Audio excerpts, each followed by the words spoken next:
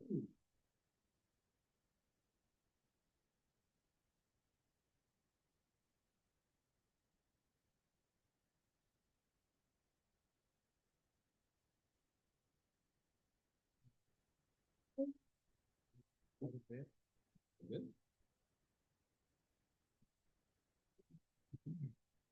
So low. Am I just that tall?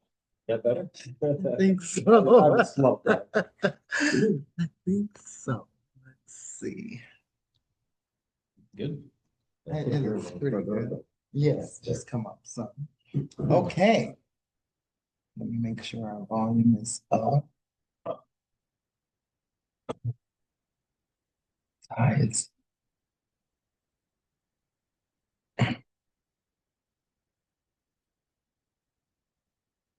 Okay. Wonderful. Wonderful. Wonderful. All right. Well, we're so happy to be here today. And hello, everyone, and welcome to Ignite Your Purpose.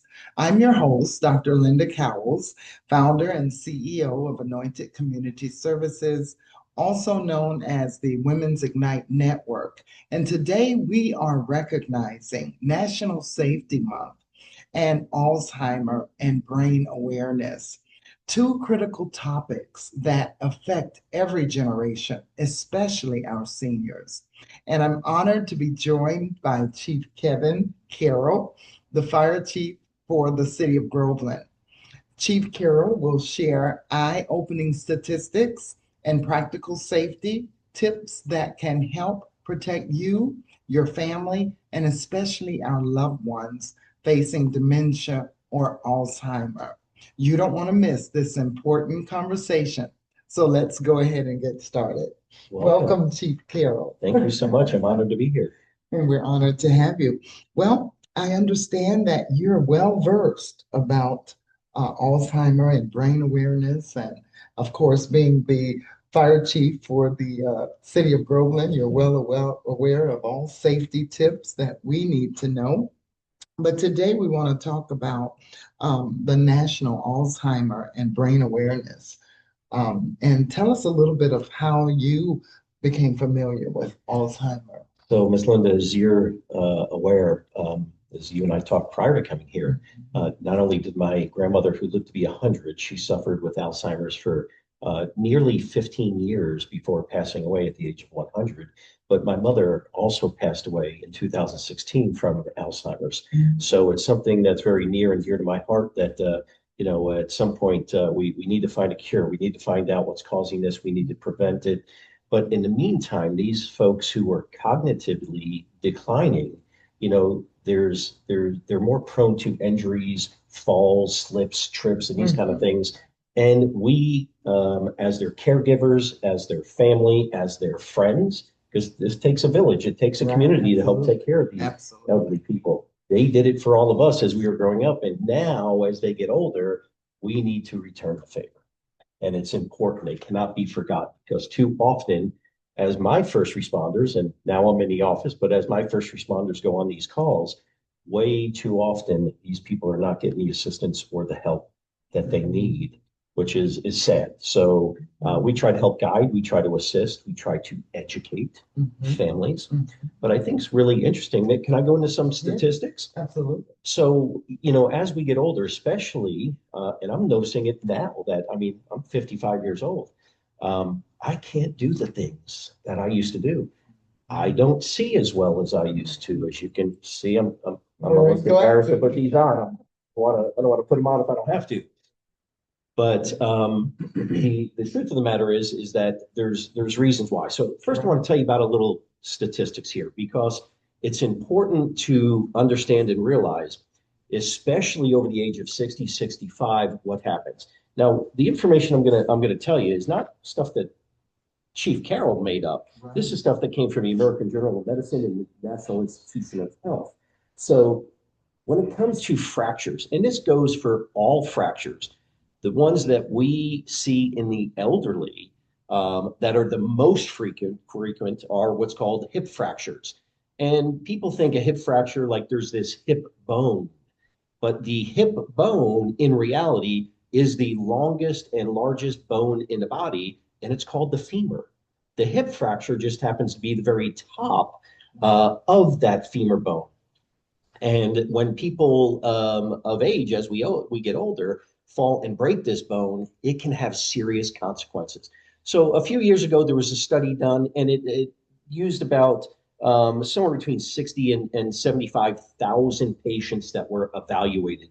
And it wasn't just these hip fractures, it was all fractures in general. And I think you're going to be amazed by some of these tips. And then we'll explain why this is happening and what we can do about it.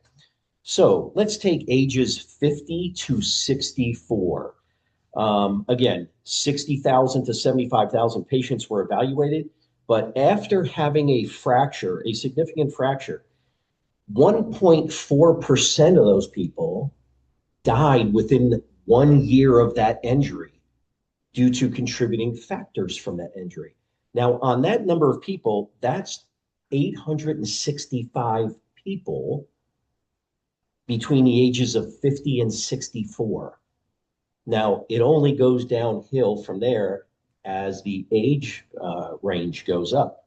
Let's take these folks that are 65 to 79 years old.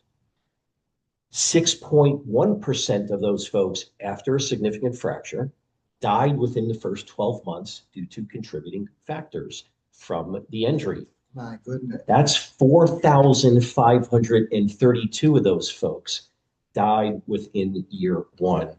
Here's where it really gets bad. And this is why we, as a community, family, friends, neighbors, we need to do something about it. Caregivers, at the age of 80 and older. You ready for this number? This is going to shock you.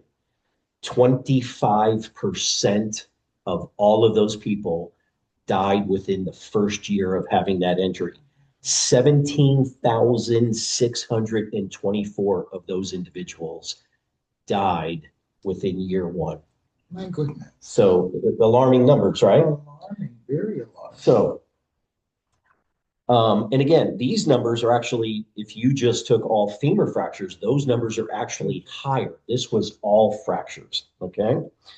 And what makes it even worse is many of these people, as we get older, we end up having additional illnesses and everything that contribute to why you may not heal quicker from an injury or you may get other problems. So they call them comorbidities, okay? All right. So they estimate 300,000 people annually die, end up with hip fractures throughout the United States from falls. All right. And it's estimated that as high as 33%, not just a 25, 33% of those 300,000 people die within 1 year of that injury. So why is this happening? We need to know why, right? And this is going to help us. Well, as we get older, people become more immobile, right? They become more frail, the bone density and so forth, for women especially. But men are a little more daring, and men are a little more, try to, don't ask for help so much. So the mortality rate in men is actually higher than women by a couple of percent. But nonetheless, it's bad no matter how you look at it, right? Another thing, too, is let me say this first. The reason why, and again, we become immobile or less mobile as we get older, when you have these types of surgeries, you literally that day or the next morning, they're getting you up for physical therapy. Why? Because the key to survival, the key to getting healthy is to get moving. Movement. So they've stabilized this fracture. They have very creative, very good ways of fixing these things, but even though they haven't healed, they are being held in place and they need you up and moving because lack of mobility will only cause more problems during an injury. So that's important to know. 35% of the people that end up passing away pass away from respiratory infections contributed or attributed to these fractures. 21% of those with these hip fractures have heart attacks or strokes following, and these could be due to blood clots or embolisms, as they call it. You can have strokes and heart attacks through those. And then because because people are immobile, not moving, laying there due to the pain. They don't want to get up. They don't want to do or participate in physical therapy. They end up with kidney and organ failure from just laying there. Okay. And again, blood clots and other infections lead to the increased mortality rate in these high percentages. So what can we do, Miss Linda? What can we do as a community? As And caregivers, how as can we caregivers, help to ensure a safe environment for our loved ones? you're right. Because think of this, when we get into, or our parents get into their 80s, 70s, 80s, and so forth, we're generally not living with them anymore under Right. most circumstances. And we don't see them as often as we did because we have kids, we have families, we have jobs, and we are moving around and got to pay the bills, right? So a lot of times there's a neighbor checking in on them. And if anybody out there that's listening to this, if you are in that situation, try to ask your neighbors once in a while just to knock on the door or the neighbors to where your parents live. You'll find out that these elderly folks, again, they're already getting cognitively declined. Their memory's not as good, their vision's not as good. And usually only one of the spouses at this age are typically still alive.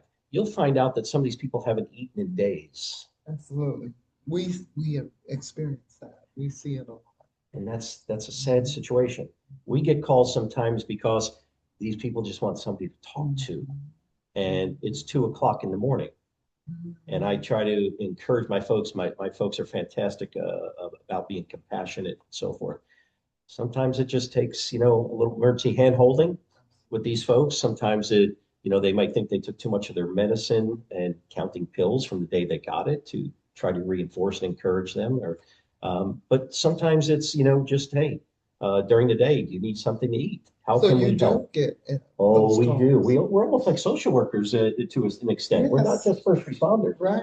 but we're all in this. What Yeah. you do, Miss Linda, what our community of social workers do, we're all in the same family doing the Yes. same things. We all just have a little different component of it. Yes. So, Now, what we want to and make sure that the City of Groveland Fire Department knows when you do get those calls of seniors that don't have something to eat, that we do Meals on Wheels and we deliver free of charge hot food for seniors right here in Groveland, 5 days a week, 52 weeks out of the year. absolutely fantastic, So fabulous. we You guys want do to be great work. able to partner together and get those people as in an application so that we can see about getting them scholarship that they need or whatever we have to do to get them. Because we do give Fantastic. scholarships for Fantastic. those that can't pay. Here's the importance of doing this podcast is we Yeah. just learned something from each That's other. right. So yeah, no, we're definitely we're going to make sure that our folks know this and there's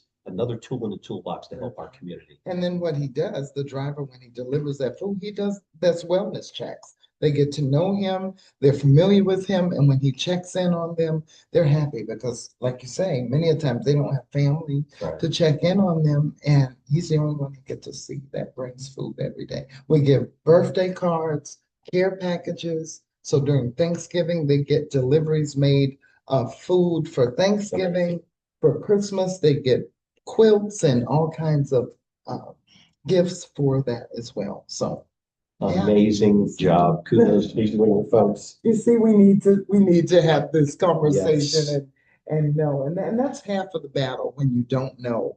Half of the battle of our community is that we are unaware of these catastrophes and situations that are occurring. And so thus the reason for this podcast to make us all aware so that we can work as a village and help our loved ones. Amen. So, Ms. Linda, what are some of the things that we could do around our aging and elderly neighbors to help our parents, our community to help prevent some of these things so they do not become a statistic also? What are some of the things? If you could give me one thing, I'll give you a list, but what's one thing that you think could be done in a house to maybe make things better? Well, that we have disabled railing in the bathroom. Perfect. Railing coming up even to the front door. Some of the houses that are Absolutely. wooden that need railings so that they can have something to hold on to, making sure that they have, if they need a walker, that we get those Hey, for you're them. stealing my thunder. I said one thing here. Miss Linda, you're absolutely, you are absolutely right. Again, as we get older, our balance is not as good, our vision's not as good. So we got to focus on prevention. And the Absolutely. things that you just mentioned are a couple of the things we can do to help make sure that our aging community, whether it's our parents or neighbors or friends or family, don't become part of the statistic. So ensure the area that they live in is hazard free. And we can do this by removing loose carpets. I can tell you, people trip and fall. Falls are in the elderly are one of the most common types of calls that we run on. It happens daily. So loose carpets and throw rugs, electrical cords going across areas where they walk. Those things have to be removed, rerouted, but the throw rugs are very important. And remove clutter. You wouldn't believe how many of these homes we go into with these elderly folks. They don't like to throw things out. Right, And right. especially if you're in that Alzheimer's or dementia type Dementia mode, stage. which a lot of the stuff can't definitively, whether it's Alzheimer's or a specific type of brain degenerative type disease until after somebody passes. But it's all in that memory impaired Alzheimer's dementia realm, if you will. But in saying that, we try to help, we try to get them assistance. And again, knowing what you guys do now is another tool in the toolbox. And we also get the donations from Walmart where we've gotten bed commodes, the ones, the commodes Yes. that they can Yes. sit in, that they don't have to make it to the bathroom. We get canes, walkers, of course, Pampers for Yes. the elderly that have the incontinence and Sure. things like that. So just remembering that we do get donations of plenty of those items. And another important thing to help, if again, I'm only 55, I'm not 65, 75, or 85 yet. God willing, I'll make it there. But night lights along the travel routes when they got to get up and go to the bathroom, I get up at least once a night. Some of these folks are getting up 2, 3 times a night. So having night lights or lighted ways, you can have lighted light switches that can be installed. Night lights are easy enough just to plug in to make sure they have a lighted path because again, they don't see well. I don't see as well anymore. Right. So That's great. illuminated switches are fantastic. Also, arranging furniture to where we get people to trip over coffee tables. You'd think something as big as a coffee table. Listen, I hit my knee all the time. But the fact that it's low enough, I've got 6,000 things going on in my head at one time. I don't have Alzheimer's that I know of or dementia yet. Knock on wood again. But your brain's not thinking that you don't see something that's only 16, 18 inches off the ground, and these people trip and fall over. It can have devastating injuries from that. And again, what might be not a severe injury to you and I does turn out to be or potentially a serious life-threatening injury to one of these elderly folks. Install handrails and grab bars. You just said this. That is an important one. They sometimes need assistance next to the toilet, the bathtub. Right.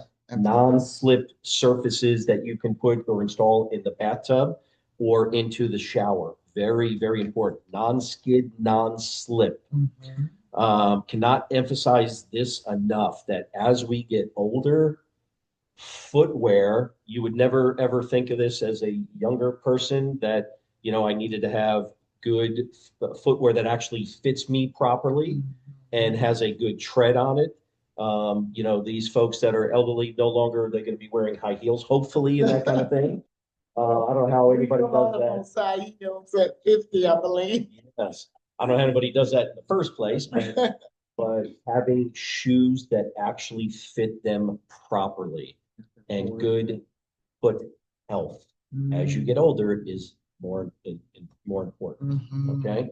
And just a couple more things. You mentioned also, Ms. Linda, canes, walkers, and those things to make life a little easier, to make them a little more stable. Mhm. One of the other things that we see often is going from the driveway when they get out of a car, whether somebody dropped them off or so on and so forth, is uneven concrete in the driveway or on the walking path up to the house. Mm. Is something is small as a half an inch or a quarter of an inch can be a trip hazard Yes, to yes, these folks who don't aren't as mobile as they used to be. yeah. So having those repaired, and there are multiple methods of repairing those so that way it does not become a trip hazard.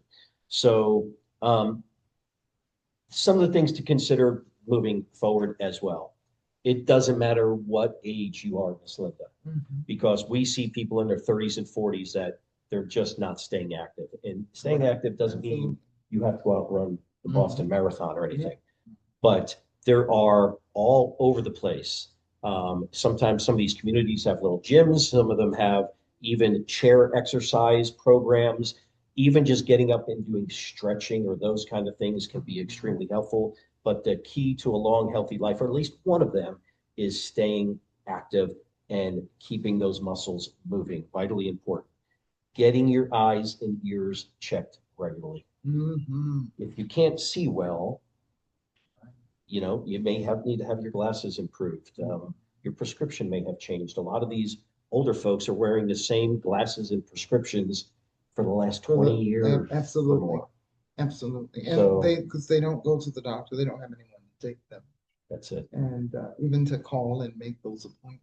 So, yeah. Yes.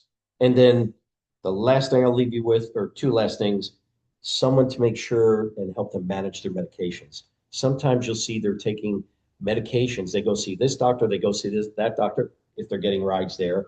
And sometimes they're taking medications that don't interact well with each other, and it's causing problems. It's causing them instability, it's causing them to be shaky, disoriented, and that also will help lead to falls and those kind of things.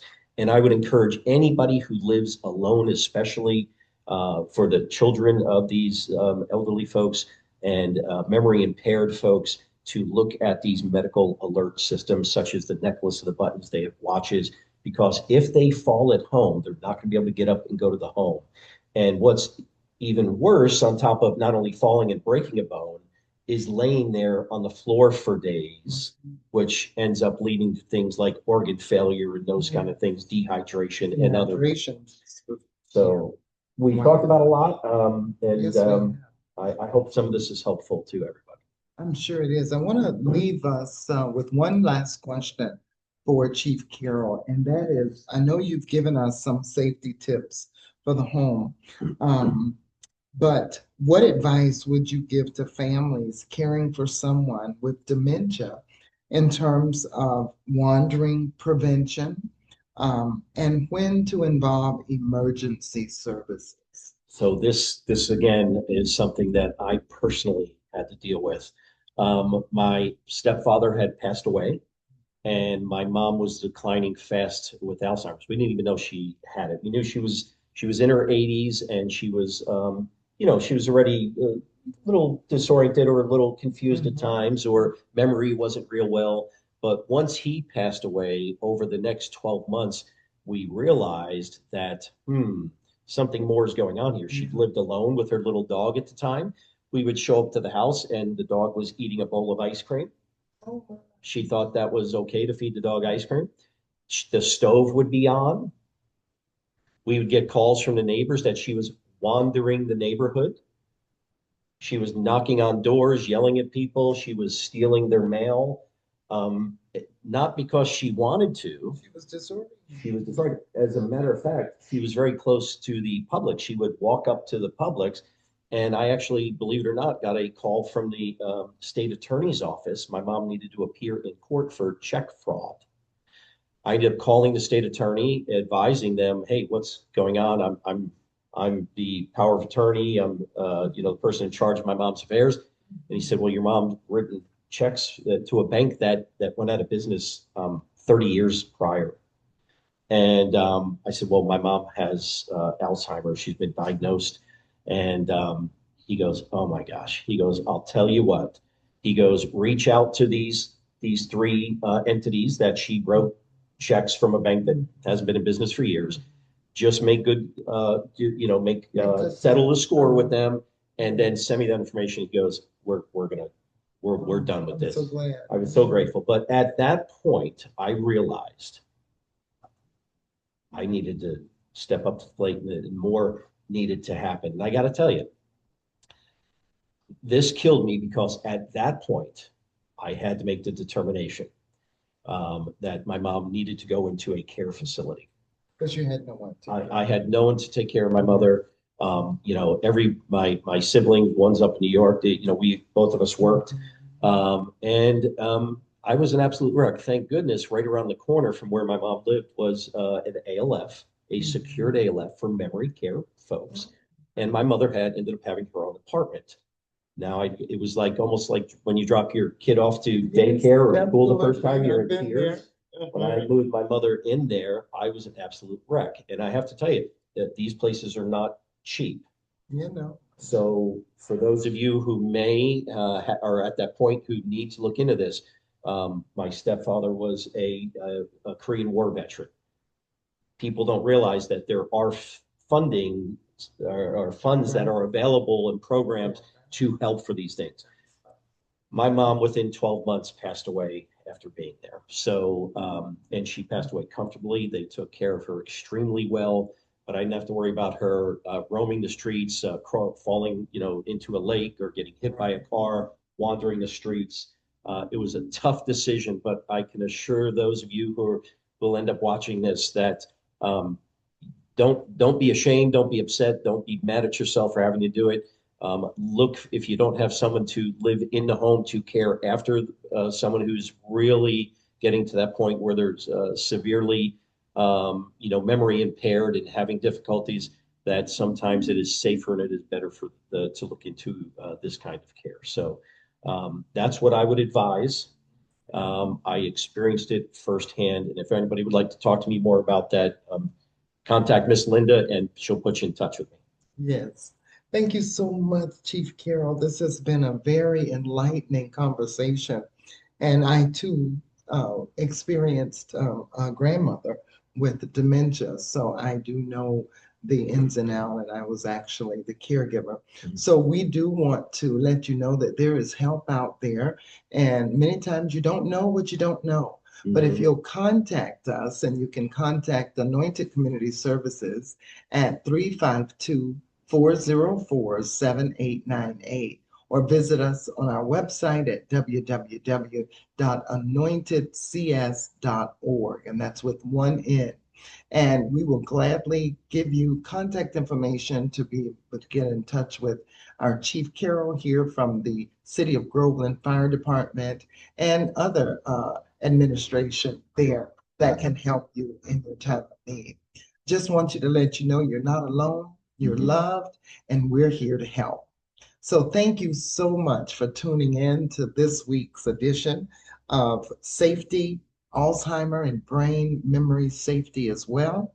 And we hope you'll join us for our next episode. Thank you so much. Bye-bye.